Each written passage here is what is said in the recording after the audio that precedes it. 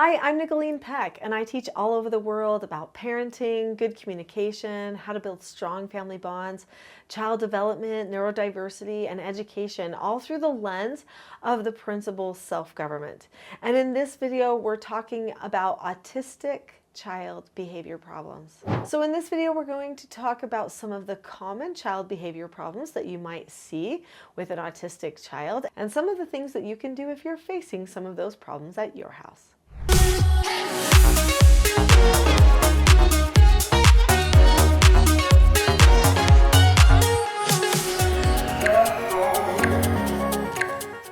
First, I want to give you a little bit of a backstory about me. I've raised 4 children of my own. I'm a grandmother now, but for many years, I also took in therapeutic treatment children.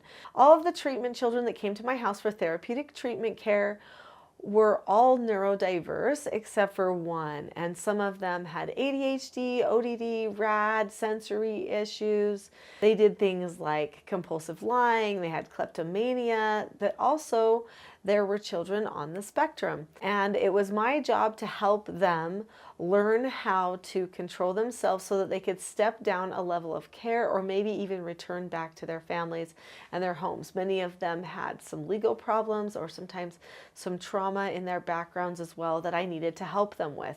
So what I'm going to be sharing with you in this video is what things that I would be watching out for with autistic children, and then what key teaching self-government skills and principles you could focus on to help with some of those potential problems. No two people are the same, and that even goes on the spectrum. So autistic people are diverse just like everybody else is, which means that I can't know exactly what you're dealing with without having a conversation. Sometimes I do have conversations with people, and you can find out more about that through the website teachingselfgovernment.com. But for the meantime, I'm just going to bring up some of the main things you might be dealing with. So autistic people often struggle with change in plan. They like to be prepared and planned ahead. They get very rigid in their thinking. Sometimes when they're rigid in their thinking, not only do they struggle when changes have to occur, but they also struggle when they get feedback about something that they've done wrong or something that they need to change. They sometimes get aggressive, start arguing, and even can become violent when they get extremely frustrated because of that rigidity that's in the brain.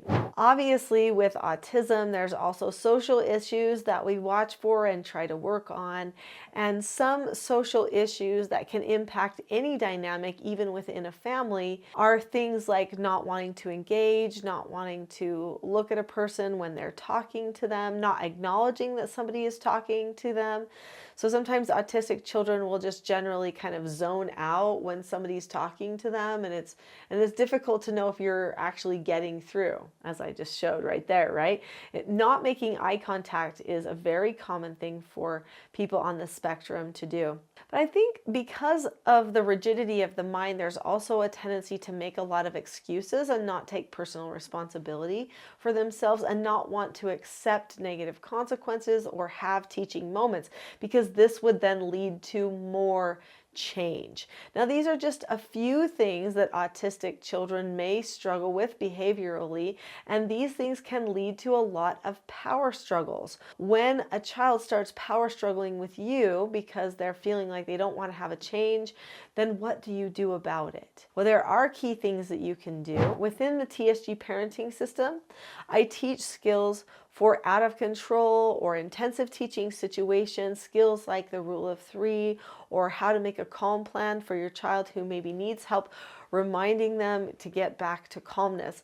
But before we get to any of those skills, we always have to lay the foundation with the basic skills of self-government. There are 4 basic skills of self-government. These children's books each teach one of the 4 basic skills of self-government, which are following instructions, accepting no answers and criticism, accepting consequences, and disagreeing appropriately. When a person learns all four of these four basic skills and the skill sets attached to each of them, that takes care of 99% of their behavioral problems. These skills really do bring liberation to the children, freedom for the whole family. And even though these books are written for children like under age 12, the skills are for everyone because they're just adult skills. So if you pre-teach those skills ahead of time to your child and you pre-teach them exactly how you will give them feedback, whether it's the way that you praise or the way that you correct, and what the consequences will be, this will decrease anxiety and decrease some of the negative impulsivity that you could experience with somebody who's autistic when you're trying to correct them. So learning those 5 teaching styles that are in the TSG parenting course could really be beneficial for you as well. And you can find information about that at teachingselfgovernment.com. One other thing that you want to do is be sure to pre-teach a lot. Another one of those 5 parenting styles is pre-teaching. Now there are 3 different ways and methods of pre-teaching, but just in general, pre-teaching is a type of an interaction that you do before your child needs to use a skill or perform in some way. This type of teaching helps to prepare the brain to think about the skills and to focus in on what comes next. It does decrease the anxiety because it prepares them ahead of time for what might be upcoming and for any change that might occur. I just want to share a little personal story with you. So I've got multiple friends who have autistic children. They just praise self-government beyond belief. So learning the skills for success and having the predictability there for their autistic child was a game changer. There is a woman who I trained to teach teaching self-government with me. She has 4 children. All 4 of her children are autistic. When I went to their home, they were fighting and angry and panicking and pacing and over-talking, talking too fast and getting anxious about things and having meltdowns. After a few days of learning the teaching self-government process together and all of the skills together, they just totally transformed. And her autistic children now say to her mom, one of the best things we ever did was learn self-government. And she's now teaching it to other people around the world. It's amazing. I have another good friend who had an autistic son who would never go out places. He was so rigid and fearful in his thinking and his processes. He wouldn't go to church. He wouldn't go to school. He wouldn't go anywhere. And after learning how to give himself instructions and no answers, suddenly he was able to go out into the world a little bit more and live somewhat a normal life as an adult because of teaching self-government. There are a lot of autistic websites that refer to the TSG parenting course and parenting programs and trainings like the parenting mastery training that I do because it is so beneficial for the autistic brain to have this predictable system that actually works.